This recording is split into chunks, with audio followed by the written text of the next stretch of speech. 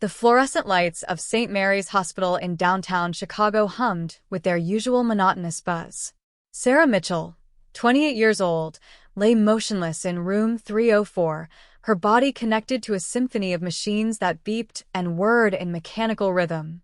The 4-drip hung beside her bed, slowly feeding medication into her veins while the heart monitor displayed her steady but weakened pulse. If you're enjoying this story so far, please don't forget to subscribe to our channel. We bring you emotional real-life stories every week. ****. It had been 3 days since the car accident on Lakeshore Drive. A distracted driver had run a red light during rush hour, and Sarah's small Honda Civic didn't stand a chance against the pickup truck. The impact had left her with a severe concussion, 3 broken ribs, a fractured collarbone, and internal bleeding that required emergency surgery. The doctors said she was lucky to be alive, though Sarah didn't feel particularly lucky as she drifted in and out of consciousness, pain radiating through every inch of her body. Her phone sat on the bedside table, just out of reach. Sarah's right arm was in a cast, and her left side screamed in agony whenever she tried to move. Through half-open eyes, she could see the screen lighting up periodically with notifications. Each buzz felt like a small lifeline to the world outside this sterile room. But something felt wrong. The first day after surgery, Sarah had managed to send a weak text to her family group chat. "I'm okay. In hospital. Room 304. Her mother, Patricia, had responded with a heart emoji. Her father, Robert, had sent back, "Get some rest, honey." Her younger brother, Marcus, had simply replied, "Damn, sis." That was it. No follow-up questions. No, "we're coming right now." No panic in their words. Leave a like if you think family should always be there in moments of crisis. Sarah tried to tell herself they were probably on their way. Traffic in Chicago could be brutal, after all. Her parents lived in Naperville, about an hour away depending on the time of day. Marcus had his own apartment in Wicker Park, closer, but still a decent drive. They were probably just busy, she reasoned. They'd show up soon. But they didn't. On the second day, a nurse named Jennifer, a kind woman in her 40s with warm brown eyes and a gentle smile, had helped Sarah sit up slightly to eat some bland hospital soup. The movement had sent waves of pain through her torso, and she'd gasped, tears springing to her eyes. "Where's your family, honey?" Jennifer had asked, glancing at the empty chairs beside the bed. "Haven't seen anyone visit yet." Sarah had forced a smile. "They're busy. They'll come." Jennifer had given her a look that suggested she'd heard that excuse before, but she'd simply nodded and adjusted Sarah's pillows. "Well, you just hit that call button if you need anything. Anything at all."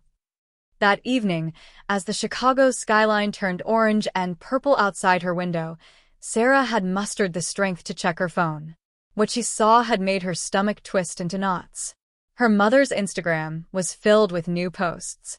Photos from a restaurant in downtown Naperville, Patricia and Robert smiling over plates of pasta, wine glasses raised in a toast. The caption read, "Date night with my love. Sometimes you just need to reconnect. #couple goals, #date night, #living our best life." Comment below what city you're watching from. We love hearing from our viewers around the world. ****. Sarah had scrolled down, her thumb trembling. More photos. Her mother at a yoga class, posting a selfie in the mirror with a caption, "Self-care isn't selfish. #wellness journey, #yoga life." That was this morning. This morning, while Sarah had been barely able to breathe without pain. Marcus's profile was worse. Stories upon stories of him at a bar with friends, laughing, dancing, shots lined up on the counter. A video of him singing karaoke badly to "Don't Stop Believin'" with the caption, "Midwest vibes." Chicago nights hit different. Microphone clinking beer mugs. Sarah had felt something crack inside her chest, and it wasn't her broken ribs. She'd tried calling. First her mother, straight to voicemail. Then her father, no answer. Marcus didn't even let it ring. It went directly to his voicemail, which probably meant he'd declined the call.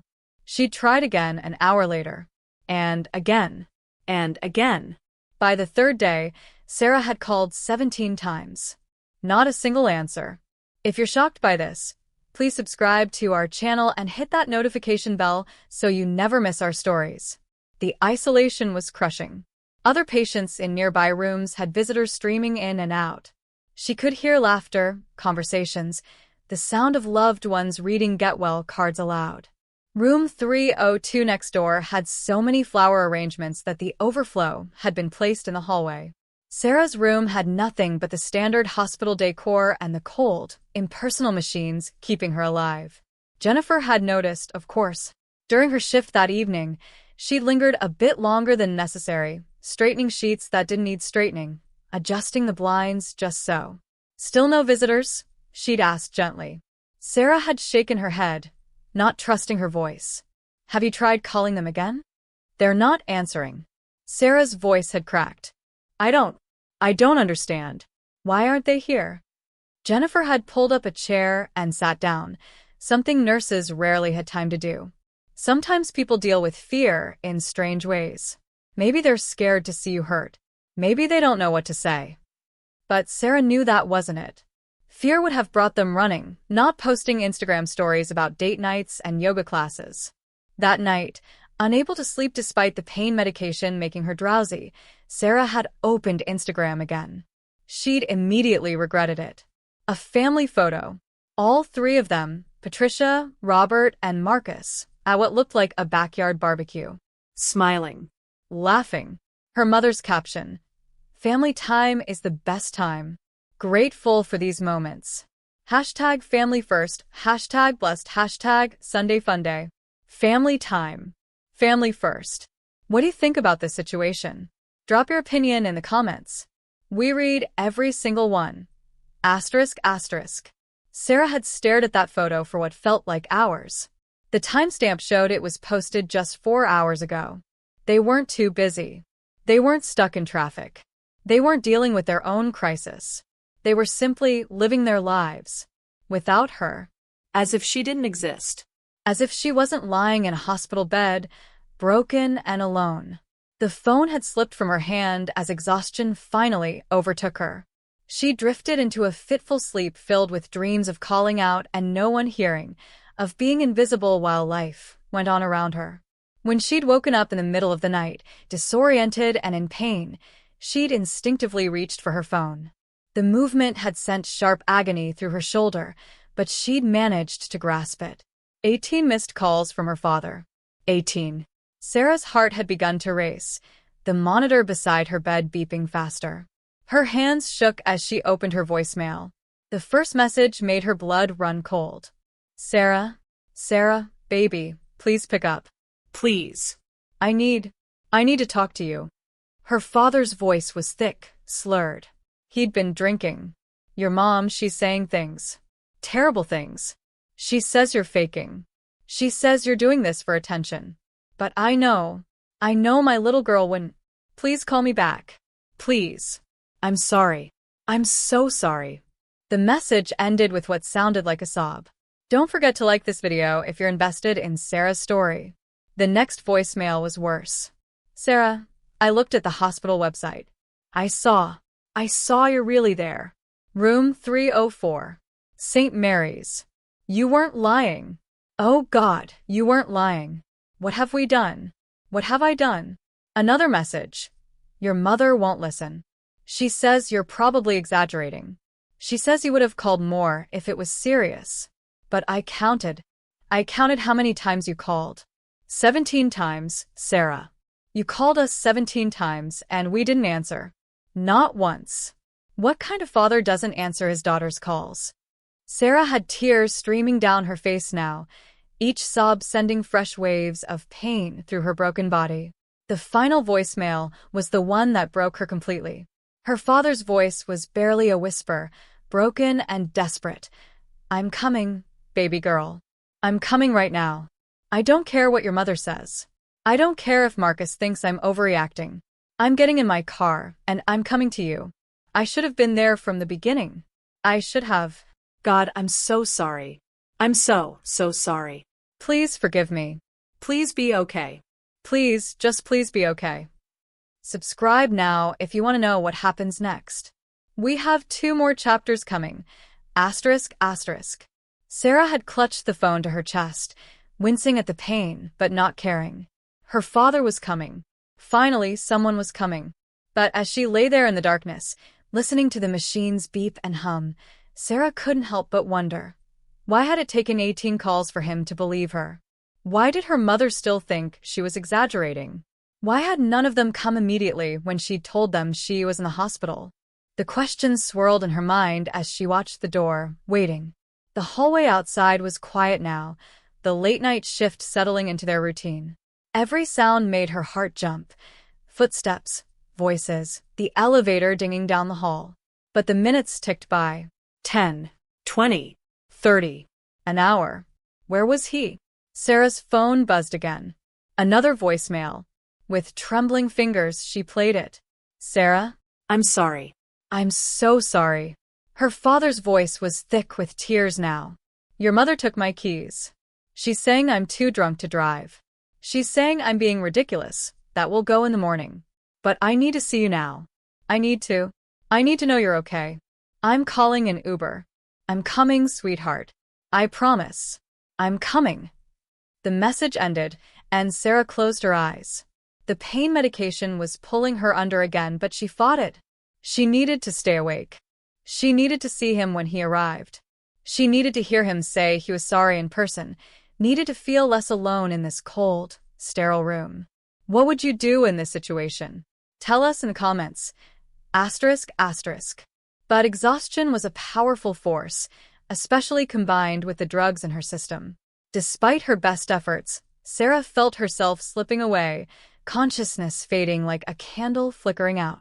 The last thing she remembered before darkness claimed her was the sound of footsteps in the hallway. Quick, urgent, purposeful. Someone was running.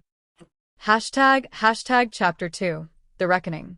The footsteps stopped outside her door. Sarah's eyes fluttered open, her vision blurry from the medication. The room was still dark except for the soft glow of the monitors. She tried to focus on the doorway, where a silhouette stood motionless, as if afraid to enter.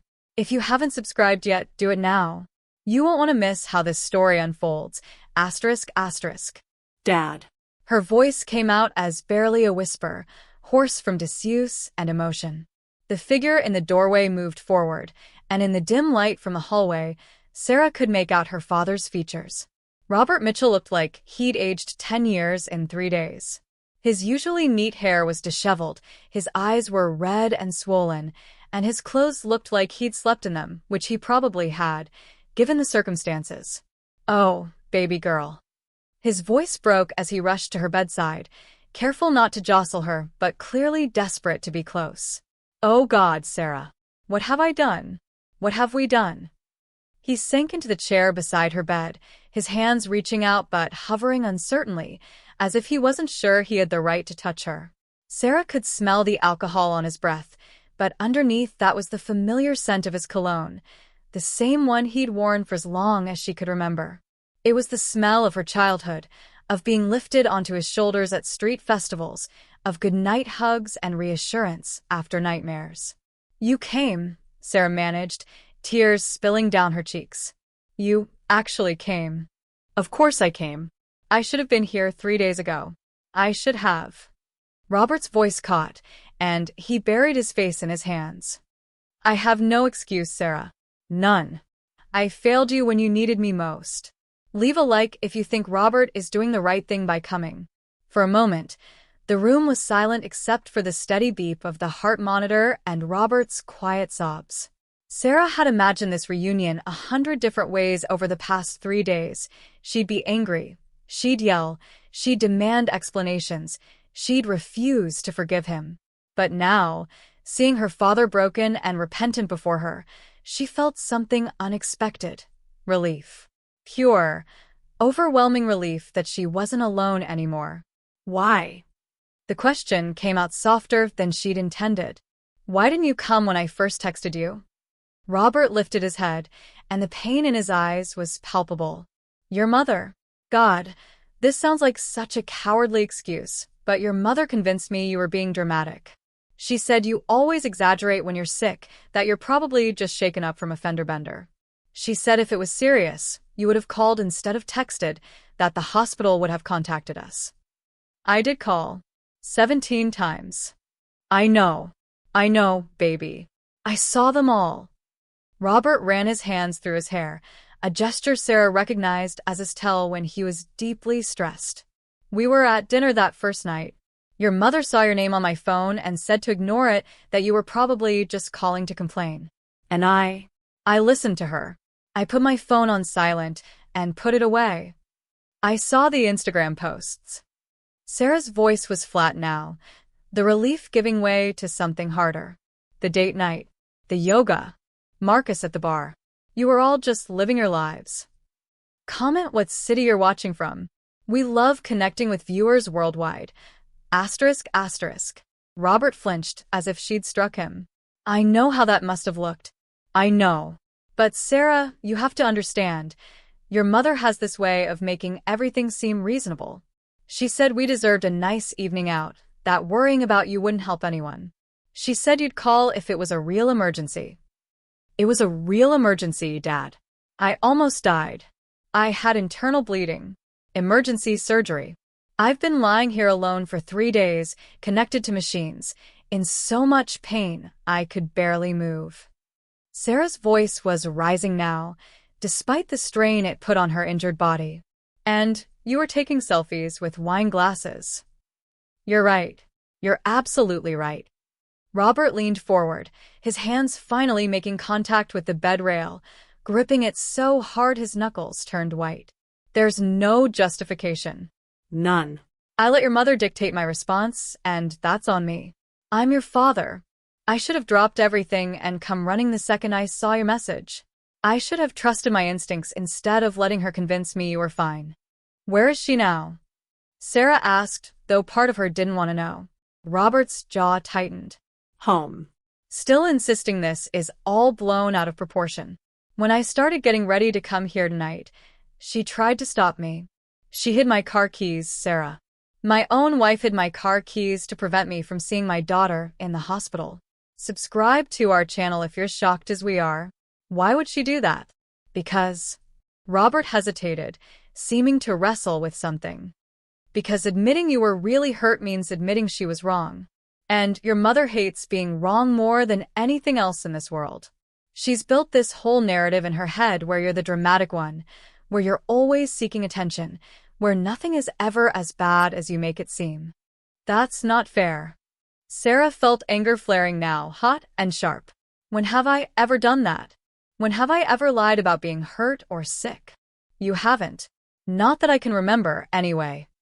Robert rubbed his eyes tiredly. But your mother, she's been different lately. Ever since you moved out and got your own place, she's been resentful. She thinks you're pulling away from the family, that you think you're too good for us now. I live 20 minutes away. I came over for dinner every week. I know, baby. I know it doesn't make sense. But in her mind, you choosing independence means you're rejecting her. And when you needed help, when you needed us, I think part of her wanted to punish you for that perceived rejection. What do you think about Patricia's behavior? Tell us in the comments. ***. Sarah felt something cold settle in her stomach. She wanted to punish me by ignoring me while I was in the hospital. I don't know if it was conscious. I really don't. But yes, essentially yes. Robert looked like he might be sick. And I went along with it because it was easier than standing up to her. Because I've spent 32 years of marriage keeping the peace, avoiding conflict, telling myself that her way was probably right. Even when my gut was screaming at me to check on my daughter. What changed? Why did you finally come? Robert pulled out his phone. The screen cracked. Sarah noticed that now. I dropped it earlier. In the bathroom. The screen shattered, and when I picked it up, it opened to your last voicemail. The one you left on the first day. I'd never listened to it, Sarah. Your mother told me not to, and I didn't. What did I say? Sarah didn't remember leaving a voicemail. Everything from that first day was a blur of pain and medication. You said. Robert's voice broke again, and he had to take several deep breaths before continuing. You said, Dad, I'm really scared. I'm alone, and I'm scared, and I hurt so much. Please come. I need you. And then you started crying, and the message cut off. Hit that like button if you're feeling emotional right now. Sarah didn't remember that. The medication must have made her more vulnerable, less guarded. But hearing that she'd begged, that she'd cried and asked for her father, it made everything worse somehow. I played it on speaker without thinking, Robert continued. Your mother was right there. She heard it. And, do you know what she said? He looked at Sarah with hollow eyes. She said, "She's really good at playing the victim, isn't she?" Oh my God. That's when I knew I had to get out of there. That's when I realized how twisted things had become. My daughter was literally crying for help from a hospital bed, and my wife was treating it like a performance. I started calling you immediately, over and over. And when you didn't answer, I looked up St. Mary's Hospital online. I saw your name listed in their patient directory. Room 304, just like you'd said. Admitted 3 days ago for traumatic injuries from a motor vehicle accident. Robert's hands were shaking now. I showed it to your mother. I showed her your name, your room number, the notation that you'd undergone emergency surgery. And she still tried to say you were exaggerating, that they probably just kept you overnight for observation, that you were probably milking it for sympathy. Subscribe now if you want to see what happens when the truth can't be denied. That's when I knew I couldn't stay there anymore. Not tonight. Maybe not ever. Robert looked directly at Sarah, and she saw something she'd never seen in her father's eyes before. Determination. Hard, unyielding determination. I'm not going home, Sarah. Not until your mother can acknowledge what she's done. Not until she can see how wrong this was. Where will you go? I don't know. A hotel. Your brother's place, maybe, though I need to have a serious conversation with Marcus, too. Robert's expression darkened. He's been just as bad, you know. Out partying while his sister was in the hospital. At least, he has the excuse of being 24 and stupid. But still. A knock at the door interrupted them.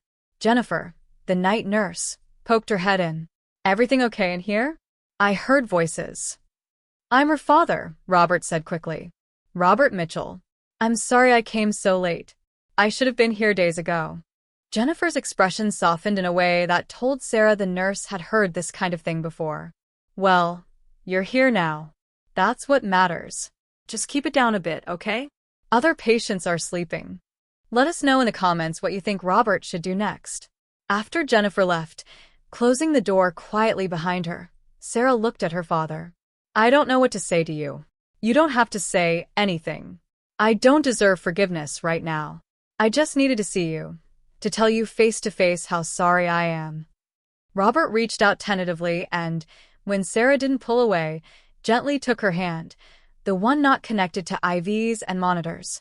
I'm going to be here every day from now on. Morning, noon, and night if they'll let me. I'm going to help you through your recovery. I'm going to drive you to physical therapy appointments. I'm going to make up for these 3 days if it takes me the rest of my life. And Mom, your mother, Robert sighed heavily. Your mother and I are going to have a very serious conversation about our marriage, about priorities, about what kind of people we want to be. But that's my problem to deal with, not yours. You just focus on getting better. They sat in silence for a while, Robert holding Sarah's hand while she processed everything. The anger was still there, simmering beneath the surface. The hurt was definitely there, raw and deep. But there was also something else, a tiny spark of hope that maybe, just maybe, this traumatic experience would lead to something better. A more honest relationship with her father. Clear boundaries with her mother. A family that actually showed up when it mattered. Don't forget to subscribe if you're invested in this family's journey. Dad. Sarah's voice was getting drowsy again. The pain medication was pulling her under. Yeah, baby girl? Thank you for coming. Even if it took 18 calls, thank you. Robert's eyes filled with tears again. I love you, Sarah. I'm so sorry I made you doubt that, even for a second. As Sarah drifted off to sleep, she felt her father's hand holding hers, steady and warm. The machines beeped their rhythmic song, but this time, she didn't feel quite so alone in the darkness. Outside the window, Chicago was beginning to wake up. the first hints of dawn painting the sky in shades of gray and pink. It was the start of a new day. And for the first time since the accident, Sarah felt like maybe, just maybe, things would be okay. Hashtag Chapter 3, Healing and Hard Truths. The morning light streaming through the hospital window was harsh and unforgiving. Sarah woke to find her father still there, slumped in the uncomfortable chair beside her bed, his hand still loosely holding hers. He'd fallen asleep in that position, his neck bent at an angle that would certainly leave him sore. Good morning to everyone watching. If you haven't subscribed yet, now's the perfect time. ***. The sound of the door opening made Robert jerk awake. Jennifer entered with a warm smile, carrying a tray with what appeared to be breakfast. Good morning. I see you had company overnight, Jennifer said cheerfully, setting the tray on the rolling table. We usually don't allow visitors to stay all night, but I figured you could use the support. How are you feeling today, Sarah? Better, Sarah answered honestly. She did feel better, not physically, but emotionally. Having her father there had made a difference. Still hurts to breathe, but better. The doctor will be by in about an hour to check on you. They're talking about maybe moving you out of ICU today if your vitals stay stable. Jennifer adjusted the bed so Sarah could sit up more comfortably, then turned to Robert. There's a family waiting room down the hall with coffee and vending machines. You might want to stretch your legs. I'm not leaving, Robert said firmly, wincing as he rolled his stiff shoulders. Dad, go get some coffee, Sarah urged. I'll be fine for 10 minutes. Leave a like if you think Sarah is being strong through all of this. Reluctantly, Robert stood and headed for the door. 10 minutes. That's it. After he left, Jennifer busied herself checking Sarah's vitals and replacing one of the 4 bags. He seems like a good man, she said carefully. Troubled, but good. He made mistakes, Sarah replied. Big ones. Most people do. The question is what they do after. Jennifer finished her tasks and patted Sarah's hand. For what it's worth, I've been a nurse for 23 years. I've seen a lot of families in crisis. The ones who show up and do the work, even if they're late, they're the ones who matter. The ones who never come at all, or who come and make excuses, those are the ones you have to worry about. Before Sarah could respond, Jennifer's expression shifted. Oh, before I forget, you have other visitors. Your brother is here. He's been in the waiting room for about an hour. Should I send him in? Sarah's stomach tightened. Marcus. She wasn't sure she was ready for this. Comment below if you think Sarah should see her brother or make him wait. Give me 5 minutes, Sarah said. Then you can send him in. Those 5 minutes felt like 5 seconds. Before Sarah had fully prepared what she wanted to say, Marcus was walking through the door. Her younger brother looked terrible. His usual confident swagger was gone, replaced by hunched shoulders and a face that showed clear signs of a hangover. Or maybe he'd been crying. Possibly both. Sarah. Her name came out as a croak. Jesus, Sarah. He stopped just inside the door, as if afraid to come closer. His eyes traveled over her, the bruises that had bloomed purple and yellow across her visible skin, the cast on her arm, the various tubes and wires connecting her to machines. His face crumpled. Don't, Sarah said, her voice harder than she'd intended. Don't you dare cry now. I'm sorry. I'm so sorry. Marcus did start crying anyway, tears streaming down his face. I saw your texts. I saw your calls. I thought. You thought what? That I was lying? That I was exaggerating? Sarah felt her anger rising again, the hurt from the past 3 days boiling to the surface. I saw your Instagram stories, Marcus. I saw you at the bar, taking shots with your friends while I was lying here alone. What would you say to Marcus right now? Tell us in the comments. ***. I know how bad it looks. Marcus took a tentative step closer. Mom said you were fine. She said you were being dramatic, that you probably just had a few bumps and bruises.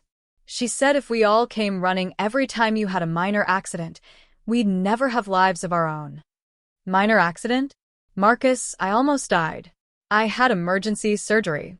I know that now. But Mom was so convincing. She kept saying. Marcus stopped, seeming to realize how his words sounded. No. You know what? No more blaming Mom. That's what Dad's been doing, and it's bullshit. I'm 24 years old. I should have checked for myself. I should have called the hospital. I should have come. Sarah was surprised by this. She'd expected more excuses, more deflection. So, why didn't you?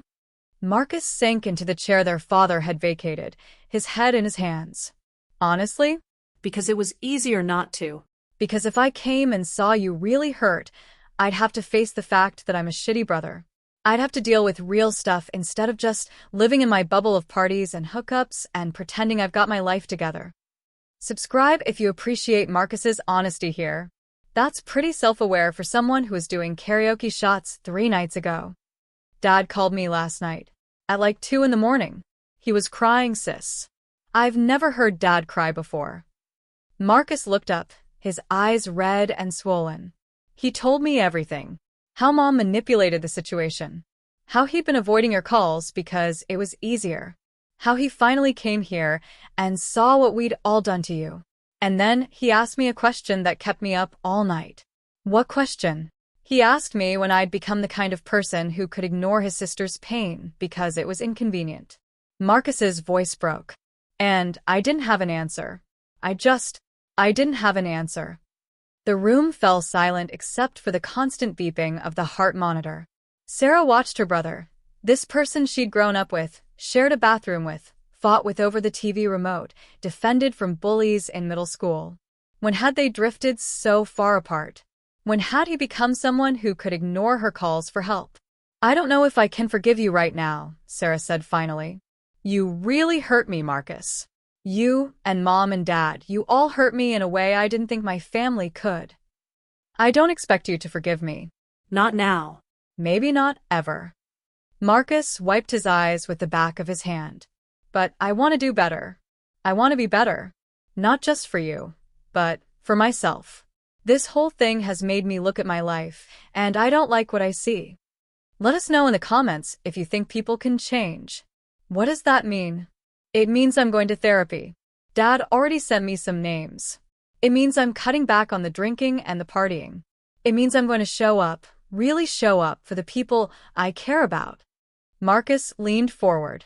And it means I'm going to be here for your recovery. Physical therapy appointments, doctor's visits, whatever you need. If you'll let me. Before Sarah could respond, the door opened again. Robert walked in carrying 2 cups of coffee, stopping short when he saw Marcus. The 2 men looked at each other for a long moment. You talked to him, Robert said to Sarah. It wasn't a question. We're talking, Sarah confirmed. Robert handed 1 coffee to Marcus and kept 1 for himself. Good. Because we all need to have a family meeting. A real one. No more hiding behind your mother's version of reality. Speaking of Mom, Marcus said carefully, she's on her way. She called me this morning, asking where you were, Dad. When I told her you were at the hospital, she completely lost it. Said we were all ganging up on her. That Sarah was manipulating us. But then... He paused, looking uncomfortable. Then she said she was coming here to straighten this out. Whatever that means. Subscribe now because this confrontation is going to be intense. Sarah's heart rate picked up, and the monitor betrayed her anxiety with faster beeping. I don't want to see her. Not yet. Maybe not for a while. You don't have to, Robert said firmly. I'll meet her downstairs. I'll make it clear that she's not welcome up here until she can acknowledge what she's done. Dad, are you sure? Marcus looked worried. You know how she gets. I'm sure. Your mother and I need to have a conversation that's about 30 years overdue. And she needs to understand that her behavior over the past 3 days is unacceptable. Robert set his coffee down and squeezed Sarah's hand. I'll be back as soon as I can. Marcus, you stay with your sister. After their father left, Sarah and Marcus sat in awkward silence for a moment. Finally, Marcus spoke. You know what the worst part is? I think on some level I knew you wouldn't call 17 times unless something was really wrong. But it was easier to believe Mom's version because then I didn't have to feel guilty about going out. That's pretty messed up, Marcus. I know. I know it is. He looked at her directly. I don't expect you to trust me again right away. I know I have to earn that back. But I'm asking for the chance to try. What would you do in Sarah's position? Comment below. ***. Sarah studied her brother. He looked genuinely remorseful, more serious than she'd seen him in years. But words were easy. Actions were what mattered. Okay, she said finally. You can try. But I'm not making any promises. And if you disappear again, if you go back to prioritizing your social life over family, we're done. I mean it. Deal. Marcus nodded solemnly. I won't let you down again. Downstairs in the hospital lobby, Robert stood with his arms crossed, waiting. He didn't have to wait long. Patricia Mitchell swept through the sliding doors like a force of nature, her hair perfectly styled, her makeup impeccable, wearing designer jeans and a cashmere sweater. She looked like she was meeting friends for brunch, not visiting her daughter.